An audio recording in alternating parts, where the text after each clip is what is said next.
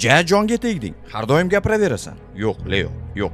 Rodrigo Messini jamoasini kiyim almashtirish xonasiga olib ketgani uchun qo'rqoqlikda ayblagan. Bu gaplarni eshitgan Leo Rodrigo bilan gaplashib olmoqchi. U Rodrigoning bo'ynidan ushlab olib, keyinchalik boshiga urib qo'ydi. Va Rodrigo, qo'rqoq, yana qo'shimchasiga Fodase. Portugal tilidagi bu gapning tarjimasini eshitish uchun 2016-yilga qaytamiz. Levantega qarshi o'yinda Real Madrid muxlislari Ronaldoga hushtakchala boshladi. U to'xtadi, atrofni kuzatdi va hushtakbozlikka javoban aytilgan yagona so'z Fodase. Mashhur portugal tilidagi bu so'z asosan kimnidir uzoqqa jo'natish paytida ishlatiladi. Menimcha, ma'nosini tushundingiz. Bu paytda Rodrigo Messiga qarata sen qo'rqoqsan, qo'rqoq demoqda va qo'shimchasiga ispan tilidagi mashhur so'z hijo de.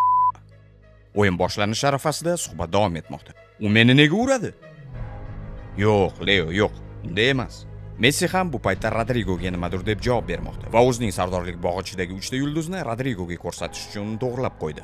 Jonga tegding. Har doim gapiraverasan. Yo'q, Leo, yo'q.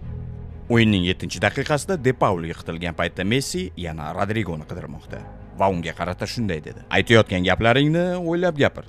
Sakrama." Marquinhos ularni ajratmoqchi bo'lgan paytda yana Messi: "Biz jahon chempionimiz, qanaqasiga qo'rqoq bo'lishimiz mumkin? Aytayotgan gaplaringni o'ylab gapir.